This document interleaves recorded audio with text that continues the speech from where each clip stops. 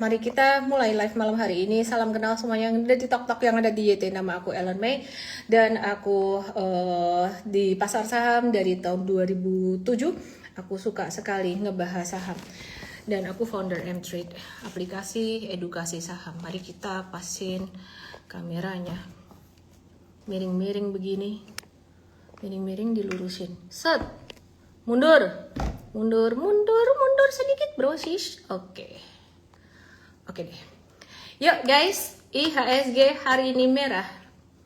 Kalau kata netizen, salah saya pakai baju merah kemarin. Kata kalian ya. Salah, misalnya pakai baju merah. Pakailah baju hijau.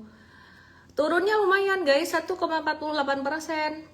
Yang bikin turun, kompak semua ya. Ini saham BRI ya, jadi sampai bisa turun ke 3080. Normal nggak sih dibilang normal? Jadi batasnya normal atau nggak normal tuh gini. BRI ya, spesifik ngomongin BRI spesifik. BRI sampai hari ini kelihatan masih normal. Kenapa? Karena masih di atas garis merah ini. Nah, kalau breakdown dari garis merah yang di TokTok yang di YT, please ke IG aku _official, nggak ada chartnya. Aku sih kepengen ngasih kalian chart yang di IG, yang di YT dan yang di TokTok, tapi fokus aku bisa kepecah-pecah dan di TokTok nggak boleh, sama policy-nya nggak boleh kasih chart. Jadi kalau dia di atas garis merah, dia masih aman, masih normal. Di bawah garis merah agak waspada, di bawah garis biru atau di bawah 3080. Di bawah 3080 ini kita harus lebih berhati-hati.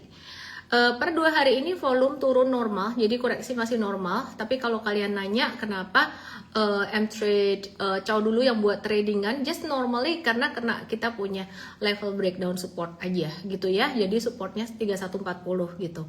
Oke, jadi meskipun masih normal karena kita punya trailing stop, ya udah kita cow dulu. Kemudian saham BBCA hari ini juga merahnya masih normal. Normal tuh definisinya di atas 6.300 kalau buat jangka pendek. Dia kalau di bawah 6.300 bisa turun sampai ke 6.125, dan kalau buat long term investing masih valuasinya masih murah. Jadi tadi aku ngomong konteksnya trading, kalau di bawah 63 tuh cut loss, tapi kalau kamu nggak mau cut loss buat long term investing, BCA ini nggak apa-apa gitu. Jadi masih oke.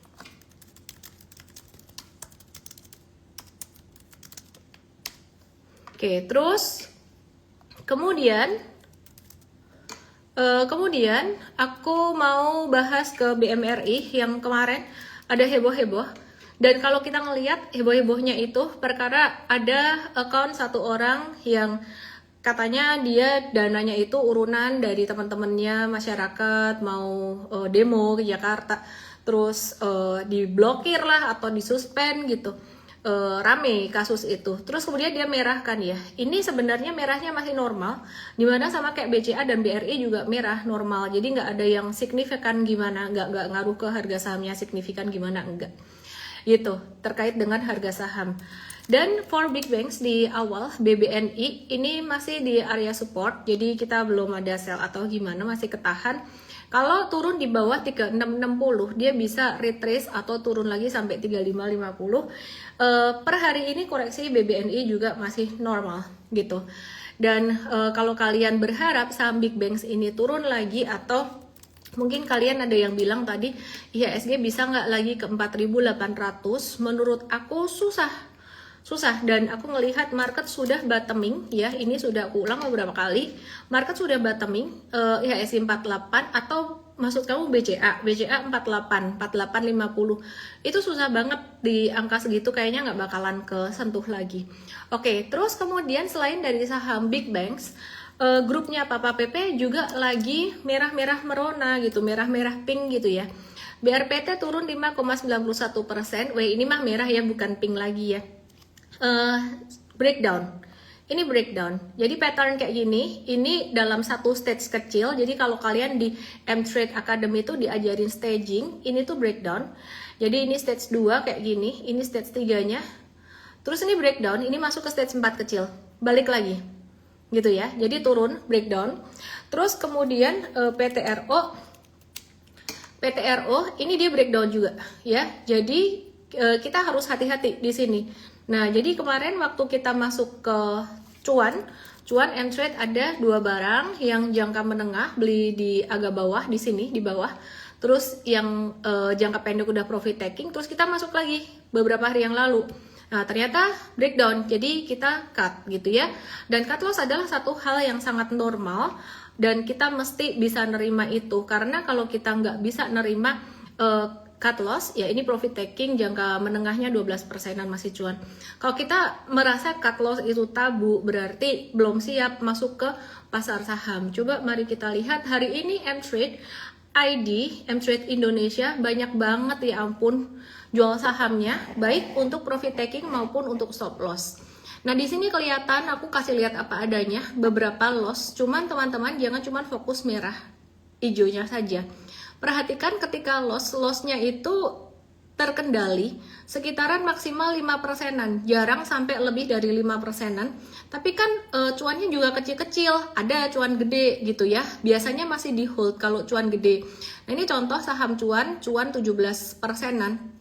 Dan 2 hari ini memang banyak banget yang kena trailing stop, kayaknya pada mengantisipasi demo juga, meskipun turunnya itu sifatnya masih normal ya. Jadi koreksi-koreksi normal untuk saham yang fundamentally bagus tuh masih koreksi normal. Terus ini juga sudah mendekati tanggal 31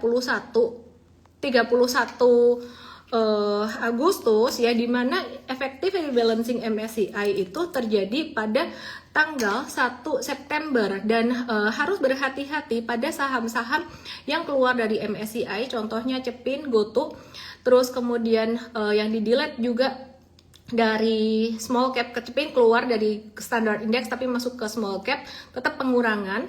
Dan yang di delete dari small caps ada Arto, Bukalapak, Esa, Film Heal, Kepik, Ratu, SMGR, dan TCPI.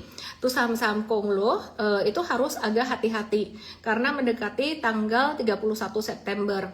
Nah, FTSE juga melakukan rebalancing, tapi FTSE melakukan rebalancingnya itu beda dengan ada beberapa saham yang beda. Ya, jadi ada beberapa saham yang beda untuk FTSE ini. Yang keluar dari mid cap ada BSDE, dan small cap yang keluar ada BBYB, BJBR, BTPS, LPKR, LPPF, MNCN, PNLF, Silo, SMRA, dan SCMA. Tapi FTSE ini size-nya jauh lebih kecil daripada size, maksudnya efek size dari FTSE ini, uang yang dikelola dengan acuan FTSE ini lebih kecil, jauh lebih kecil daripada uang investor yang dikelola menggunakan acuan MSCI. Nah, dan FTSE itu efektif tanggal 21 September 2026 dan saham-saham yang keluar masuk itu bisa direvisi pada 4 September 2026. Listnya nanti Bim tolong di broadcast nanti di channel atau di Wacom kita ya.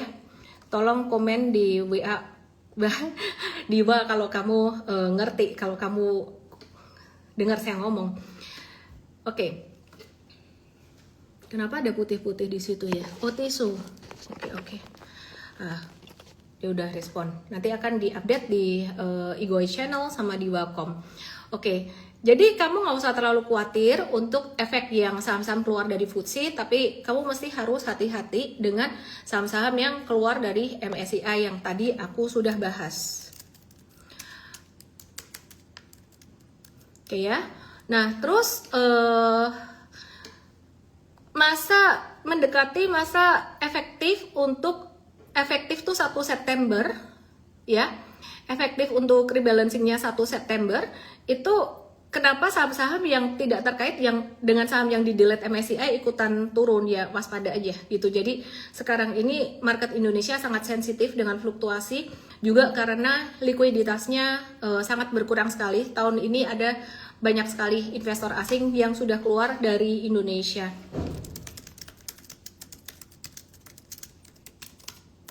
Oke, kita coba lihat ya di sini ya. Nah, ini hijau. Kita udah profit taking, antisipasi kemarin segera profit taking ya kan. Nah, ini 21 Agustus tuh last week ya, kita udah siap-siap nih, banyak yang kita sell. Karena just kena trailing stop kita. Apakah takut gara-gara demo? Enggak sih. Ini kena trailing stop aja, kena trailing stop. Ya ini ada yang cut loss, ini cuan waktu itu yang jangka pendek cuan. Ya ini BRMS, Antam. Jadi 1-2 hari terakhir memang ada stop loss, tapi stop lossnya sangat terkendali sekali dan itu sangat normal sekali gitu ya. Jadi ini kalau ngelihat secara frekuensi juga di sini banyakkan hijaunya sebelumnya gitu ya. Nih aku scroll untuk saham Indonesia, kalian bisa lihat di sini tuh banyak hijaunya. Cuan bungkus terus, pokoknya cuan bungkus terus ini. Oke, ya mari kita lanjutkan bahas market hari ini bagaimana. Saham cuan tadi kita udah kabur, udah sell untung sekitar 17%.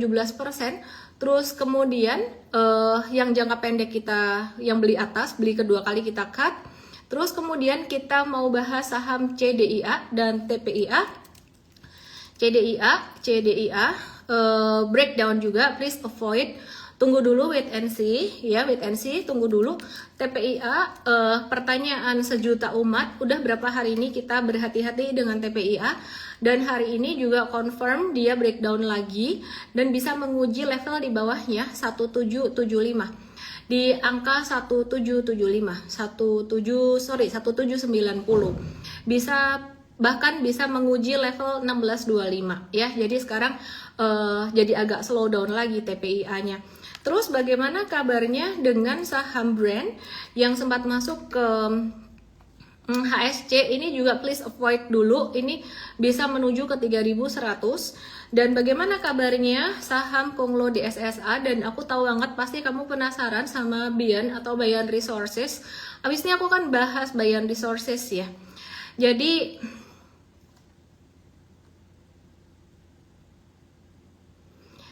ini di SSA itu nggak breakdown. Kalau saham-saham PP pada breakdown, di SSA nggak breakdown. Justru malah kami sedang menunggu retracement-nya. Tadi sempat naik dan candle-nya doji kayak gini.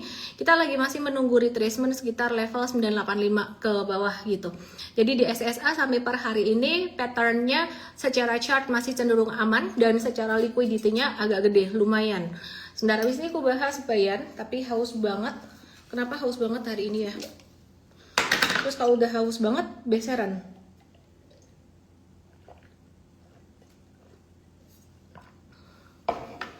Net foreign sale, regular market, 96,97 triliun.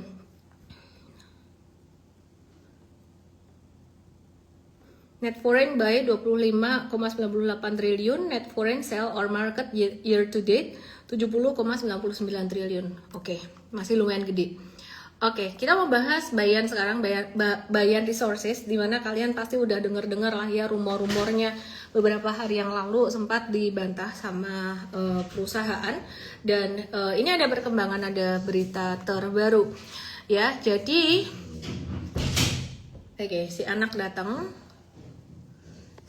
datang, jadi nanti kalau ada bunyi knalpot dikit, bunyi ngoroknya Ara, harap dimaklumi ya. Sorry. Bayan Resources, aku mau bahas Bayan. Ini di mana? Ra? Aduh. Ara. Ra? Hei. Mau lihat nggak Ara hari ini pakai baju apa? Ara pakai baju apa? Mateng loh. Market besok ngikutin bajunya Mama atau baju Ara. Ngok. Bajunya Manchester United, bro. Merah menyala baru. Ngok. Adidas asli nih, bukan Adidok ya. Sudah, mari kita lanjutkan. Aduh, market besok baju Mama aja ya, jangan baju Ara ya. Baju dia merah merona. Yuk kita lihat saham Bayan atau Bayan Resources. Ini follower baru pasti dikira Ara anak manusia. Anak anjing.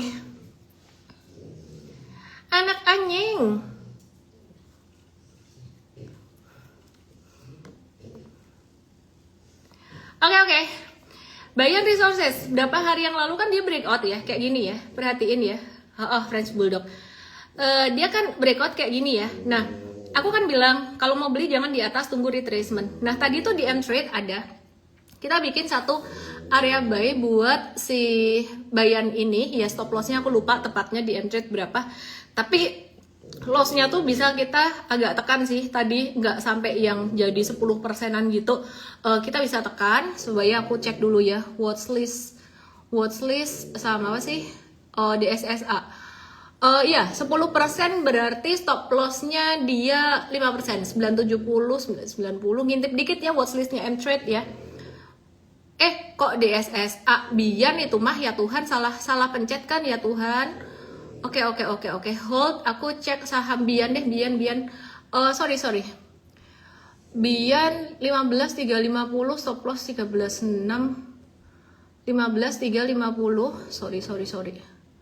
Aku mix up sama DSSA tadi. 13.6. Oh, stop lossnya ditaruh di sini, lumayan jauh. Dia antisipasi ya, jadi kalau trading plan kayak gini tuh M-Trade antisipasi pakai support di bawah ini berarti. Gitu. Emang nggak boleh pakai support yang di atas, jadi stop lossnya 14.650 bisa sih. Jadi nanti kalau misalkan kena 14.000 buyback lagi gitu, itu bisa juga. Atau kalau misalkan ya ini kan stop lossnya gede ya, sekitar 11%, M-Trade area buy-nya tuh position sizing-nya kita atur cuma 5% doang. Jadi istilah kata kalau turun lagi sampai ke 14.000 itu masih punya sisa 5%. 5% tuh apa sih? 5% dari total portfolio. Jadi kita ngatur banget di situnya biar kalau sampai rugi, seandainya stop loss 11% tuh kena, berarti impact-nya ke total portfolio itu cuma 0,5% doang gitu ya. Tapi kalau misalkan di bawah beli lagi ya impact-nya palingan 1%-an gitu ya. Kira-kira kayak gitu. Semoga bisa dimengerti. Kalau nggak ngerti ya kamu belajar aja di M-Trade Academy. Jadi Bayan Resources ini sempat ada berita ya. Jadi akhirnya ada keluar berita di Bloomberg bahwa Bloomberg tuh melaporkan bahwa Pak Lotakwong Datuk ini sedang bernegosiasi menjual saham majority kepada konsorsium yang dipimpin oleh Haji Isam. Jadi Pak Lo ini memiliki 40,25%, sementara putrinya Elaine Lo itu 22%. Totalnya sekitar 62,2%, dan itu angkanya persis seperti yang beberapa hari yang lalu tuh dirumorkan gitu dan dibantah gitu. Cuman ya ini dari Bloomberg Technos sumbernya. Itu totalnya sekitar 62,2%, sehingga berpotensi terjadi perubahan pengendali. Dan katanya sih belum ada deal final gitu ya. Bahkan sebelumnya Bayan dan juga John Lin itu sempat bilang belum mengetahui seperti yang aku bilang tadi. Dan harga transaksinya berpotensi jauh di bawah harga pasar karena free float Bayan Resources itu katanya sih sangat kecil gitu. Impactnya apa sih buat Bayan Resources? Ini positif jangka pendek ya, tapi sifatnya sangat spekulatif sekali. Makanya di M-Trade itu posisinya 5% doang karena bid overnya kecil-kecil banget guys. Jadi bid overnya kayak puluhan doang. Ini saham yang sangat tidak liquid menurut aku. Meskipun perusahaannya tuh size-nya tuh gede banget gitu ya. Gede banget size-nya. Nah rumor ini menciptakan merger and acquisition atau corporate action story dan ekspektasi masuknya Haji Isam sebenarnya. Nah tapi fundamental dari Bayan Resources sendiri belum berubah. Terus resiko terbesarnya apa? Kalau misalkan dealnya batal atau harga akuisisi ternyata jauh banget di bawah harga pasar, itu jadi sentimen yang agak negatif gitu ya. Jadi makanya ini ditulis di M-Trade tuh agak high risk, malah high risk banget tadi aku baca. Jadi harus hati-hati di situ. Kesimpulannya, Bayan Resources tuh naik karena take over speculation jangka pendek kemarin, dan tadi kita beli review buy itu hanya karena dari tracement aja, jadi just pantulan jangka pendek yang diharapkan, jadi bukan improvement secara fundamental. Jadi potensi volatility-nya masih akan tinggi ya Bapak Ibu. Nah jadi teman-teman jangan hajar-hajar di atas. Tadi aku lihat angka best price-nya M-Trade ternyata sangat konservatif sekali.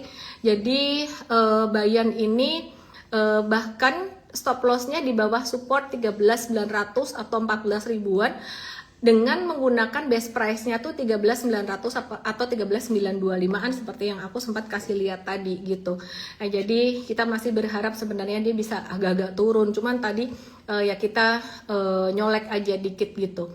Gitu ya. Terus teman-teman, ada kabar dari Amerika, sebenarnya dari global, Amerika dan Kanada lagi ribut-ribut soal perang tarif gitu ya.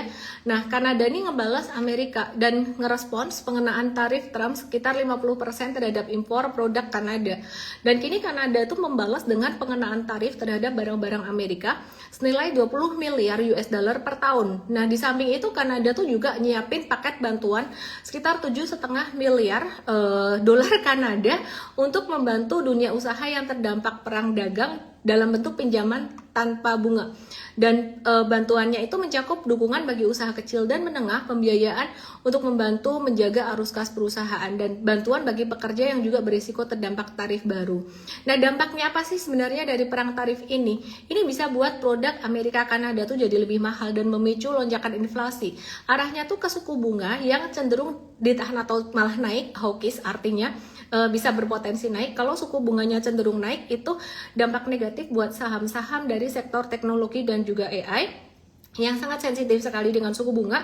Makanya saham-saham di Amerika kita harus diversifikasi juga dengan saham dari sektor kesehatan atau saham dari sektor keuangan atau saham dari sektor yang lebih defensif seperti contohnya consumer goods gitu ya. Nah, terus kemudian soal saham Amerika sebentar lagi marketnya buka, tapi aku mau selingin dengan sentimen di Indonesia besok tanggal 27. Tanggal 27 ada apa, teman-teman? Tanggal 27 besok ada apa? Ada apa, teman-teman?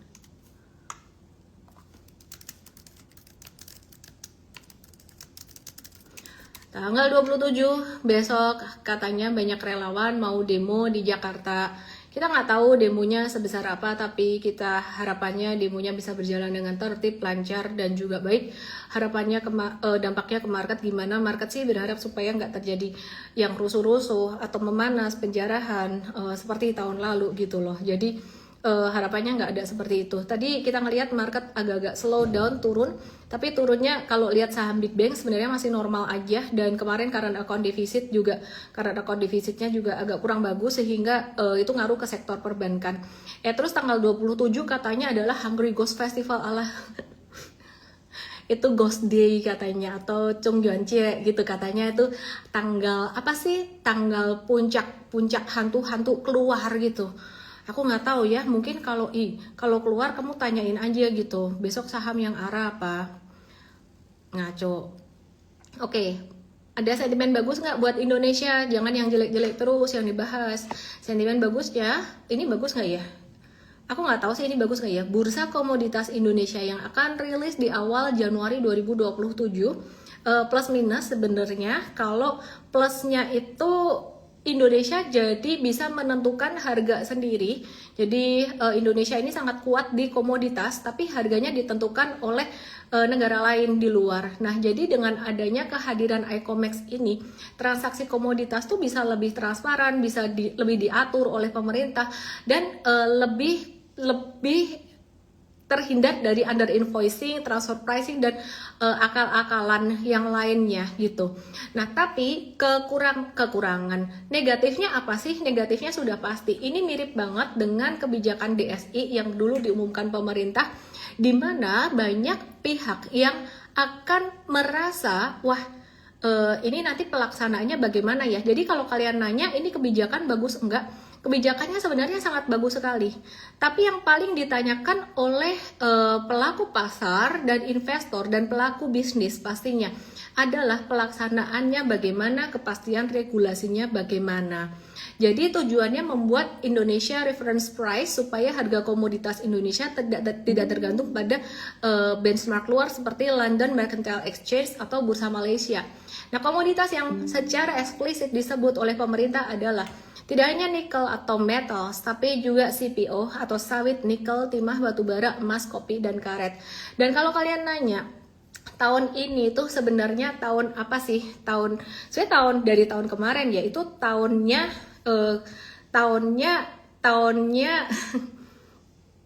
sektor atau saham yang cenderung aman atau government regulation friendly gitu. Gitu ya. Jadi kalau di morning briefingnya M-Trade itu ada istilahnya sendiri. Homologi gitu ya. Tapi intinya cari yang government regulation friendly. Dan yang sebenarnya paling kita bisa lihat itu sektor komoditas yang tadi pertama secara eksplisit disebut pemerintah, CPO, sawit, nikel, timah, batu bara, emas, kopi, dan karet. Kita lihat satu-satu ya. CPO contohnya hari ini saham LSIP turun, and that's normal and that's expected. Semoga malah bisa turun sampai ke 1395 dan barangkali bisa turun lagi sampai ke level 1340 di sini.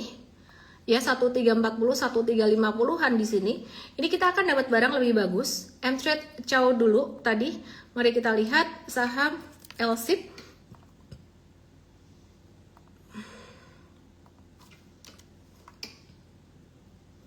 Nah, kita hari ini tadi jangka menengahnya cuan tipis, tapi kita bersyukur ya. Ini cuan terus. Oke. Terus kemudian Ali, saya personally nggak beli saham sawit dulu. Kenapa? Ya nggak tahu, nggak enak aja rasanya. Cuman M-Trade masih tetap mereview sesuai dengan market FA/TA gimana, metode super trader gimana.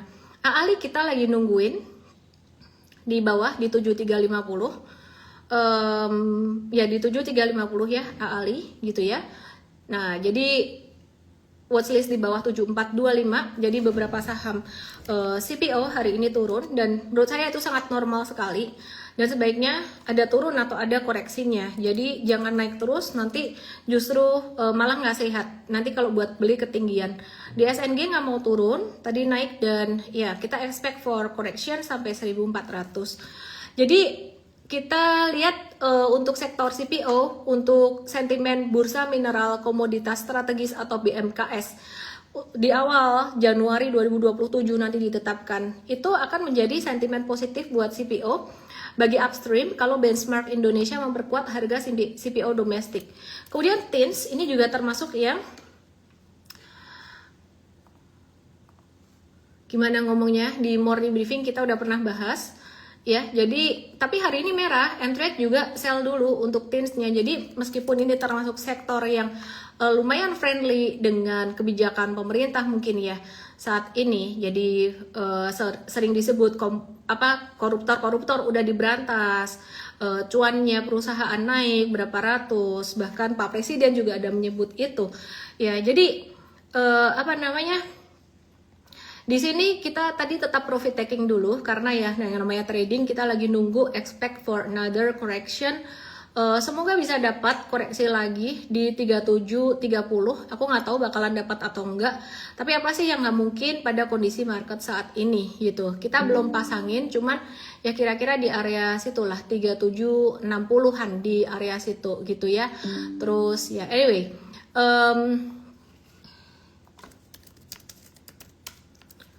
Oke, terus kemudian jadi kita tunggu dia turun. Agak pelit deh nawarnya ya. Oke, terus kita mau lihat saham nikel, Antam, NCKL, Inco, MBMA, MDKA, dan juga Harum. Di mana kebijakan bursa mineral dan komoditas strategis 1 Januari 2027 itu bakalan positif untuk miner. Jadi Indonesia tuh produsen besar. Kalau benchmark Indonesia punya pricing power, itu harga jualnya juga harapannya bisa lebih fair. Indonesia itu sangat bisa punya power ngatur harga.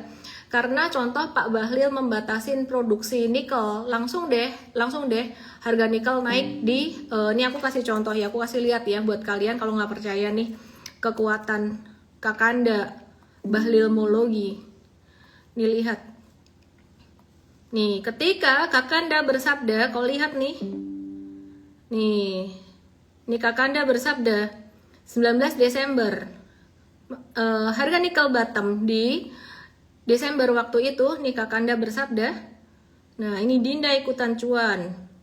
Karena dibatasin tuh waktu itu produksi nikel dibatasin, tapi kemudian sudah mulai sideways lagi. Kebijakan ada beberapa sempat mengalami ya perubahan, dan ini lagi sideways lagi. Dan ini adanya muncul kebijakan bursa mineral dan komoditas strategis. Saya nggak tahu apakah ke depan bakalan dia bisa naik lagi atau enggak, tapi yang jelas sentimennya positif untuk sektor nikel ini. Dalam jangka pendek, Antam yang banyak nikelnya juga ini sudah sangat rawan profit taking, dan M-Trade ini lagi udah profit taking Antam beberapa hari yang lalu. Sedangkan jangka pendek udah cuan 5%-an, jangka menengahnya cuan 4%-an, kayaknya ada kemungkinan kita bakalan bungkus cuan juga kalau misalkan besok merah tuh trailing stop kita bisa kena. Oke, terus kemudian jadi jangka pendek kayaknya kita agak slow down, ngerem sedikit. NCKL itu juga sama, mari kita lihat posisinya M-Trade untuk NCKL. Kamu kalau ikut M-Trade kamu bisa dapat real time update ya. Jadi kalau NCKL jangka pendeknya udah kita profit taking 20 Agustus kemarin, jangka menengahnya belum, dan ini sama kayak Antam. NCKL dan Antam ini kalau besok turun lagi kita bisa cok.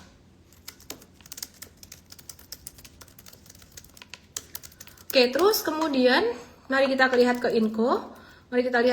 Jadi tergantung ya, Mama Ara pakai baju pink, Ara baju merah, nggak tahu market nurut sama Ara atau Mama Ara.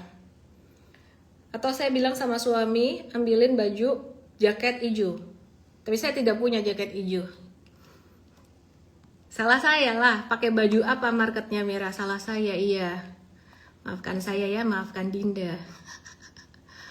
Apa sih? Oke, Inco ini sama juga. Hari ini agak slow down. Inco kita udah sempat cow jangka pendeknya beberapa hari yang lalu. Jadi kalau kalian nanya jangka pendek dan menengah mana lebih cuan, kalau sideways cuanan jangka pendek, kalau uptrend cuanan jangka menengah. Jadi sempat kita amanin jangka pendeknya beberapa hari yang lalu, berapa persenan. Jangka menengahnya ini juga cuan segini, besok kalau turun lagi bisa impas. Jadi kalau kalian bilang misalkan M-Trade cuannya pendek-pendek saat ini, ya kali marketnya kan lagi begini, nggak terlalu ini, lumayan loh kita cuan ada berapa belas persen, dan ada yang puluhan persen juga. Sempat beberapa waktu kemarin member lihat aja sendiri ya di aplikasi kita gitu. Tapi kalian kalau ngelihat belakangan ini kita lebih strict sama yang namanya trailing stop, jadi itu yang bikin kita cepat kesentuhnya baik Indo maupun US stock, dan stop lossnya lebih strict, rata-rata 5%-an. Oke ya, terus kemudian mari kita lihat saham Merdeka, grup Merdeka. Duh, minumku habis, kenapa aku minum terus hari ini? Jadi beseran guys.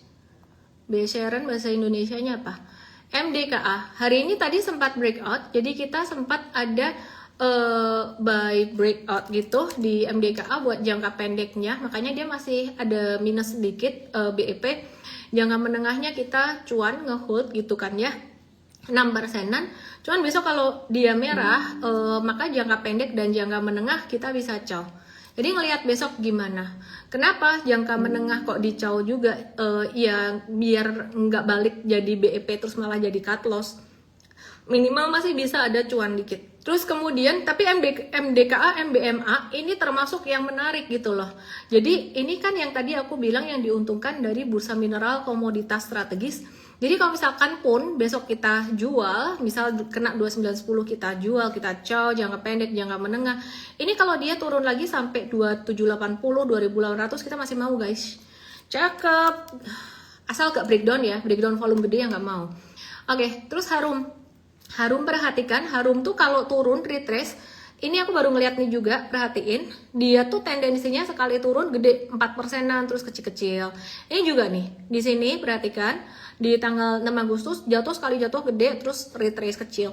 Ini jatuh gede juga. Nah, ada kemungkinan si Harum nih bakalan bisa ketahan di 855. Sekitar 855 sampai 860, makanya ini kalau nggak salah ya, ini masih masuk watchlistnya M-Trade. Nah, dapat bocoran dikit nih.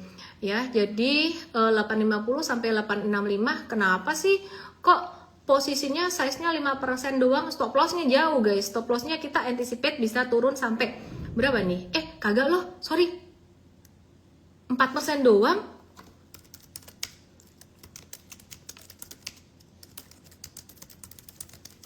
Berarti bisa 10% dong.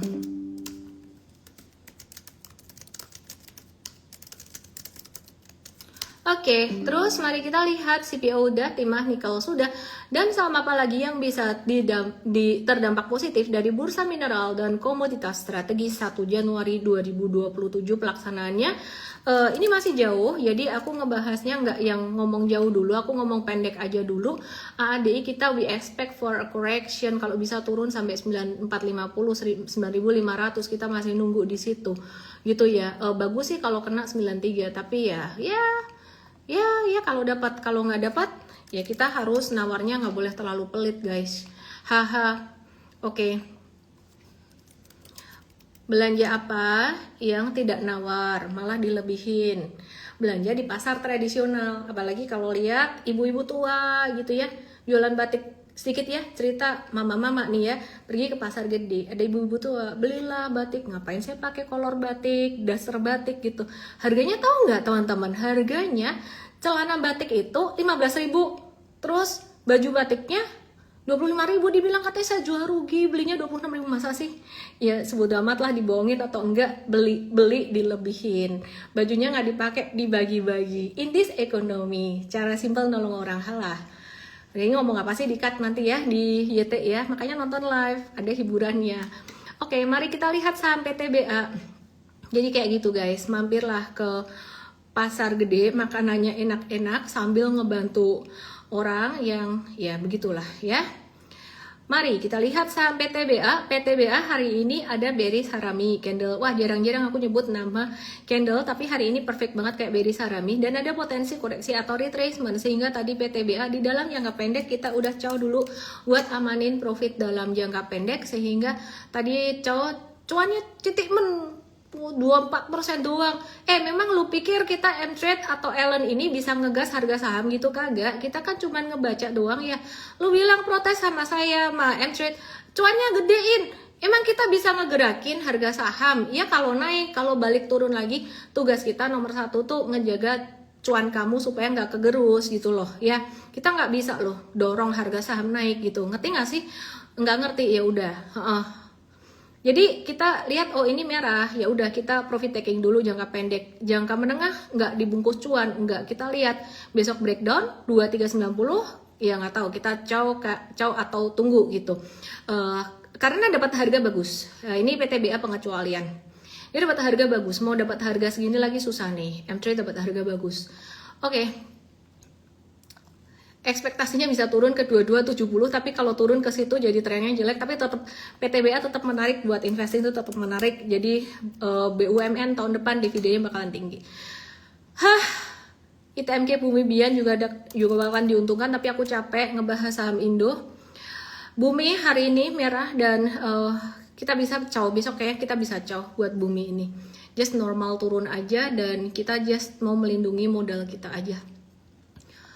Sebentar, aku mau buka Bumi. Bum, udah mulai merah sih, 3%. Karena tuh anak tidak berguna, nggak bisa ngambilin minum. Biasanya dia bobo aja.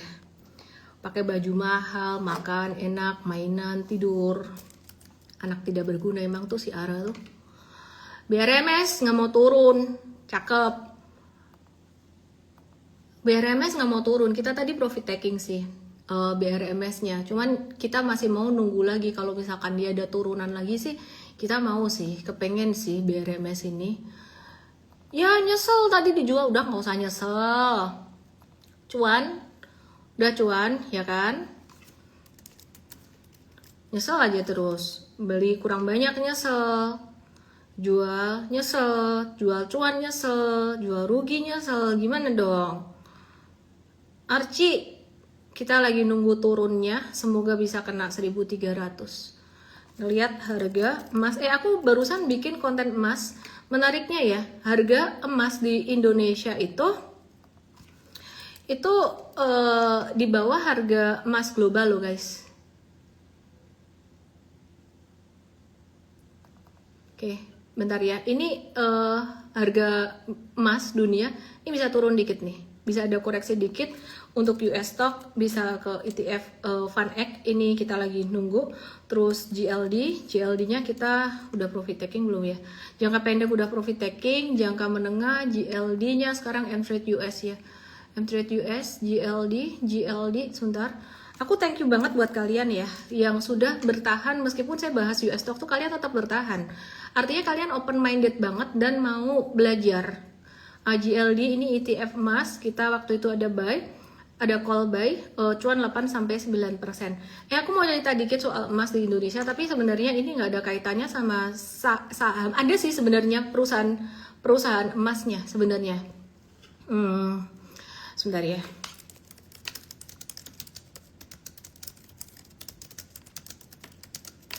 Oke, jadi ceritanya gini. Di Indonesia itu tahun 2025 pemerintah tuh bikin aturan baru namanya PMK 80. Jadi intinya emas yang mau diekspor ke luar negeri itu kena biaya keluar, angkanya lumayan gede 7,5-15%. Kalau harga emas dunia lagi naik, emas tuh masuk tarif yang paling atas. Jadi bayangin kalau pengusaha emas mau ekspor kepotong belasan persen di depan, itu bakalan ngegerus margin banget gitu. Nah jadi makanya banyak sekali beberapa pihak yang nakal, mereka tuh mengekspor emas secara diam-diam gelap atau ilegal. Dari tahun lalu tuh kasusnya cuma 4, sekarang ini tahunnya jadi 32 gitu. Jadi sebenarnya yang jadi tantangan buat banyak investor dan juga pebisnis saat ini tuh memang ketidakpastian regulasi, banyak regulasi baru yang meskipun sebenarnya kalau kita perhatikan regulasi terkait DSI, terkait dengan PMK 80 soal emas, dan regulasi terkait dengan bursa mineral dan komoditas strategis, itu sebenarnya kalau dijalankan dengan baik dampaknya sangat bagus sekali. Tapi dalam masa transisi ini akan terjadi satu kontraksi gitu ya. Nah, sekarang ini harga emas dunia itu tinggi. Nah, detailnya ada di konten aku di Reels atau video aku barusan ya, yang di TokTok. Dear Team tolong dinaikin juga, kayaknya udah naik di Igoi duluan. Jadi harga emas dunia dikonversi ke rupiah itu sekitar 2,6 eman. Terus harga emas lokal kan ada harga sell, ada harga buyback dari toko misalkan gitu ya. Itu tadi harga buybacknya kalau nggak salah data dari Harta Dinata Harta gitu. Itu selisihnya harga buyback dengan harga emas dunia itu sekitaran 300 juta. Tapi kalau harga jualnya, harga jual ke kalian ke kita itu yang nggak sampai 300 juta itu, ada lumayan selisihnya, spreadnya lumayan gede gitu.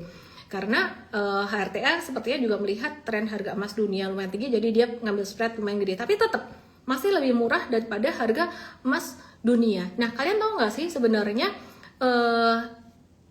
nanti kalau misalkan kebijakan ini berjalan, udah mulai bisa diadopsi dengan baik ya, dan hilirisasi itu juga berjalan dengan baik, terus pemain emas ini banyak yang ekspor keluar dengan lebih bagus, harga emas fisik di Indonesia itu bakalan ngikuti harga emas global. Dan kalau dia mengikuti harga emas global, ya kalian tahu sendiri ya, bisa naik karena supply-nya di Indonesia bisa berkurang gitu ya. Kalau diekspor supply-nya berkurang. Sekarang jadi murah. Kenapa? Karena supply di Indonesia lebih banyak gitu. Nah, jadi ini mungkin cerita tentang long term ya. Jadi nggak ada hubungannya sama saham secara langsung. Tapi keterkaitan secara saham itu sebenarnya lebih ke perusahaan emas yang ekspornya mungkin saat ini tergerus gitu. Ekspornya mungkin saat ini agak tergerus karena biaya itu tadi ya, gitu ya. Oke, terus aku mau bahas yang lainnya. Aku mau bahas US stocks. Bu Desri lagi fit and proper. Terus DSI Danantara Sumber Daya Indonesia akan mengambil fee dari eksportir. Berapa besarannya masih belum tahu ya, belum tahu. Dan sederhananya margin fee inilah yang akan menjadi sumber pendapatan DSI buat ngegaji direkturnya, karyawannya, kayak gitu-gitulah ya. Dan ya ini yang salah satu hal yang bagus di Indonesia, tapi pelaksanaannya juga masih banyak tanda tanya, banyak ketidakpastian gitu ya. Terus kemudian aku mau bahas US stocks, opening US stocks sebelum nanti aku ke Indo stocks lagi.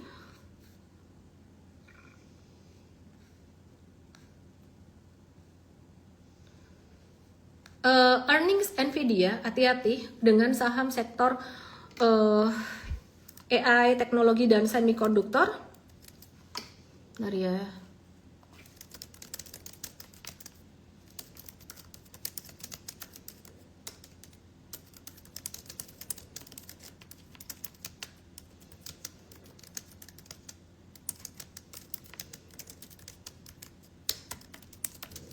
Bentar ya guys ya. Nvidia tuh mau earnings ya. Jadi Rabu 26 Agustus, wait and see. M-Trade sih bukan pemain earnings. Jadi kalau mau ada earnings kita melacau dulu karena kita mau kasih aman buat kita punya klien gitu ya. Ada yang pemain earnings di mana ya malah mereka suka betting on earnings, tapi kita nggak betting. Jadi kadang earnings tuh bisa anjlok banget, bisa naik banget. Dan ini kalau earnings Nvidia nggak sesuai dengan ekspektasi, meskipun dia naik tapi nggak sesuai dengan ekspektasi laporan keuangannya, dia bakalan bisa turun. Turunnya bukan cuma Nvidia doang, tapi akan menyeret saham-saham yang lain yang di sektornya itu turun. Karena Nvidia ini dijadiin kompas atau jadi benchmark sektor yang terkait gitu ya.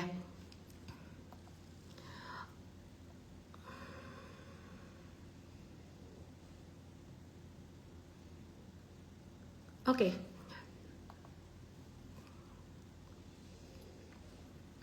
Aku mau bahas saham apa lagi ya? Kita mau lihat saham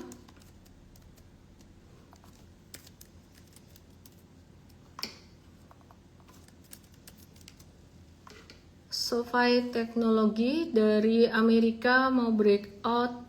Bentar, cariin dulu. Sektor finansial, COF, sebentar ya, cariin dulu. Citigroup. Oh ya, saham BSX ini kena area buy kita. Area buy kita agak turun dikit, tapi ya masih oke sih. Boston Scientific Corporation, terus hari ini market dibuka sedikit melemah. Core PCE ya, jadi data inflasi Amerika core PCE naik 0,2% secara bulanan dan 3,3% secara tahunan, itu udah sesuai dengan perkiraan. Dan data ini menunjukkan inflasi masih cukup tinggi dan memberikan dorongan buat The Fed untuk menaikkan suku bunganya gitu ya.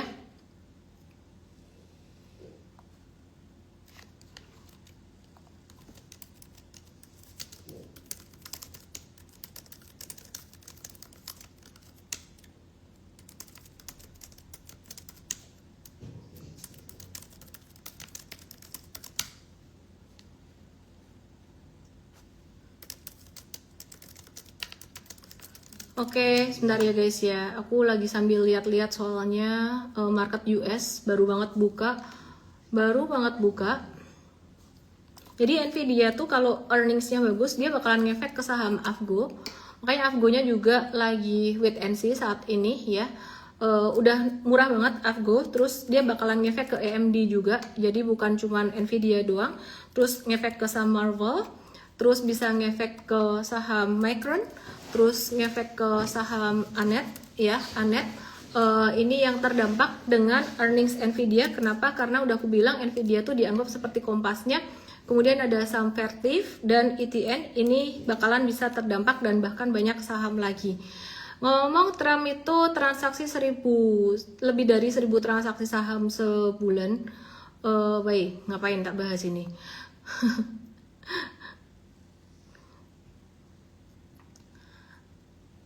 Aku mau bahas Bitcoin, udah lama nggak bahas Bitcoin. Asosiasi Bank Amerika bangun blockchain sendiri. Bitcoin ini tunggu koreksi aja di level ke depan. M-Trade akan ada M-Trade crypto juga guys. Oke, 71835 sekitar area itu ya, kepengennya sih semoga. Bitcoin, aku mau nyalain komen.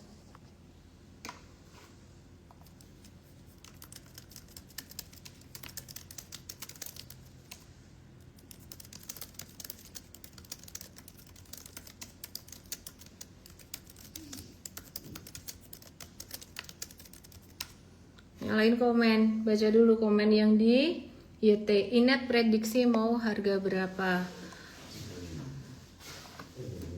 Ara mama haus, ambilin minum. Ngorok, nggak diambilin.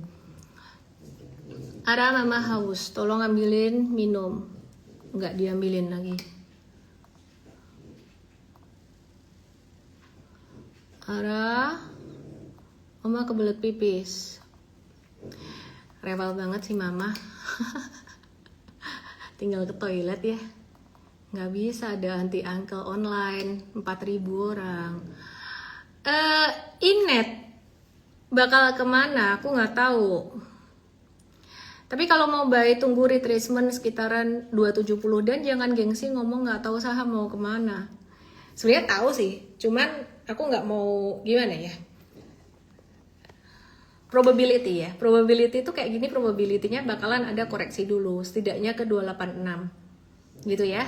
Jadi, tapi kita mindsetnya bukan nebak-nebak kayak pasti naik atau pasti turun. Kalau salah nebak sehari 2 hari terus merasa bodoh. Tapi nggak usah dikejar juga saham kayak gini mah. Kalau mau beli ya di 268, diskonnya di situ. Oke, terus CPIA dan TPIA nyangkut, amankah di hold jangka menengah? Aku nggak saranin sih. Aku nggak tahu kamu beli di angka berapa, tapi TPIA tuh aku udah bahas berhari-hari sejak dia breakdown dari Piroye 14 Agustus. You have to be careful karena dia teman-teman yang saham-saham lain kayak cuan waktu itu masih oke, dia udah breakdown sendiri. Dan hari ini another breakdown sebenarnya. Aku nggak tahu rugimu berapa ya, jadi aku nggak mau suruh orang cut loss. Aku harus tahu dia punya posisi keseluruhan gimana. Jadi kalau posisinya baru aja beli di sini less than 10% or just like 10% loss, bisa batasi resiko dulu. Karena aku ngejawab cut loss atau hold itu bakalan salah, selalu salah. Ya, kalau aku bilang cut loss ternyata naik ya kamu marah. Kalau aku bilang nggak cut loss ternyata turun, marah. Aku bilang cut loss ternyata turun, bisa orang marah juga gitu kan. Kenapa nggak bilangin dari kemarin? Ya kan, aku bilang hold ternyata naik. Saya pernah dimarahin orang juga. Kenapa lu nggak bilang belinya yang banyak? Kenapa lu alon-alon kalau ngajar? Kan serba salah gitu. Jadi makanya belajar dulu. Kalau menurut aku sih TPIA bakalan slow down dulu, oke ya. Masih yang dari YT, dia nanya saham Indi.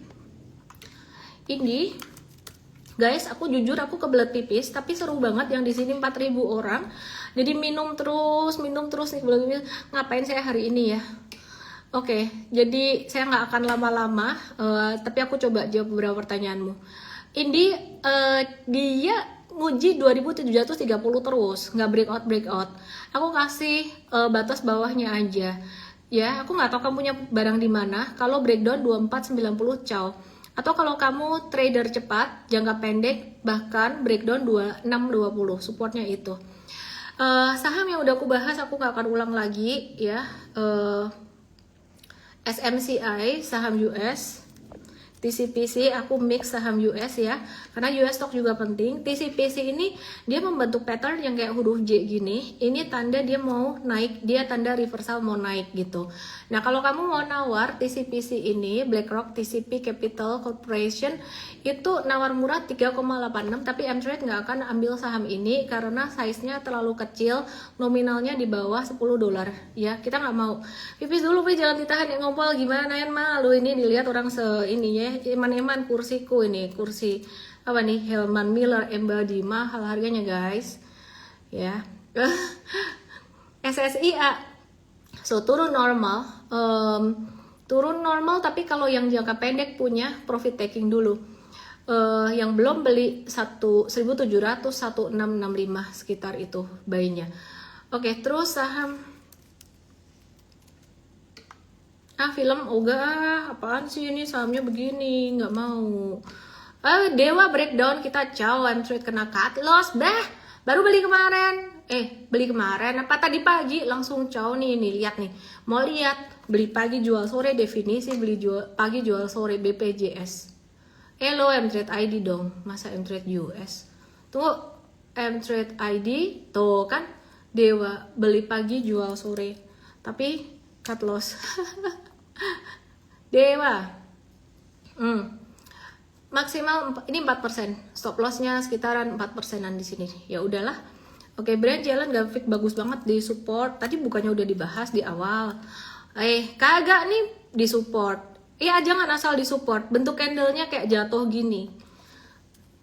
Tins udah service now. Tunggu deh di 117,70. Tapi kalau di situ bentuknya double tops. Nawarnya pelitan lagi kali ya. Pelit 111 deh. 112 boleh. Stop loss 4% aja. Woi, Bim. Service now tuh, catat tuh. Robin Hood Markets. Profit taking jangka pendek udah siap-siap profit taking. Yang belum beli di 100 aja. 100 stop loss udah apa ya? Bentar mikir dulu. Stop loss 402 100 kalau mau beli. TCPC udah aku bahas tadi. TCPC kemana kamu? Ke toilet ya? Aku aja nahan mau ke toilet. Kamu nggak boleh ke toilet. Kalau kamu ke toilet, bawa HP-nya. Bawa HP-nya ya. SMCI Super Microcomputer. Jangan beli dulu, tunggu setidaknya 34 ke bawah. Wi-Fi ini menarik saham Indo. Cuman aku sempat bilang Wi-Fi ini dia sering banget sideways-nya lebar dan nge-breakdownin support dulu baru kemudian dia naik lagi. Dan beneran jadi breakdown. Jadi besok kalau turun lagi kita mau cut dulu. Nawar laginya kayaknya bakalan lebih pelit ya. Jadi kalau ini kita harusnya ini bentar ya.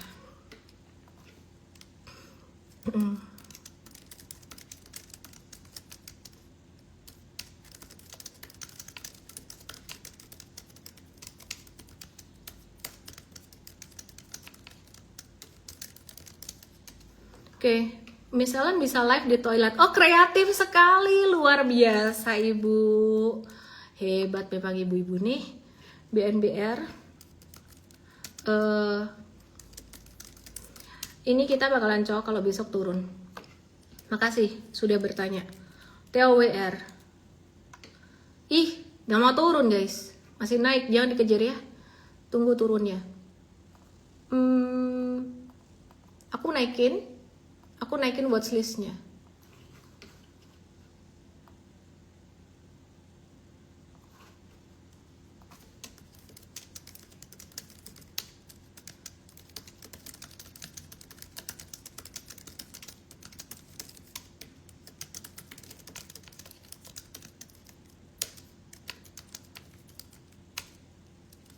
TOWR.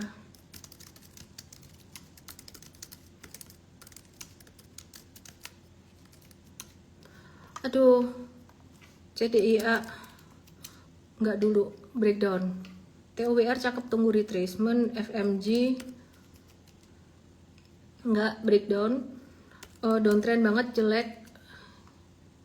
GRM-nya kena support tapi breakdown, patternnya nggak bagus. Jadi sebentar aku mau ngecek dulu.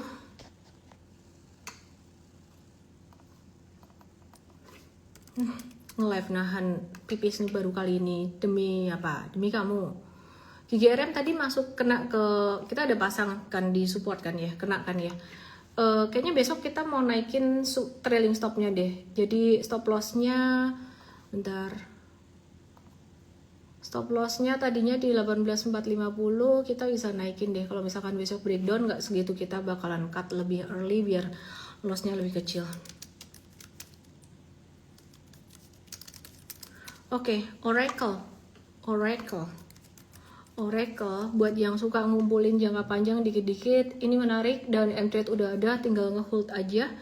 ITMG, MDK kayak yang tadi udah aku bahas, MBMA juga udah aku bahas. Udah, selamat malam. Bye. Tap tombol merah belajar investasi saham buat pemula. Udah. Itu untuk long term investing, bukan buat trading. Kelasnya baru buat investing. One on.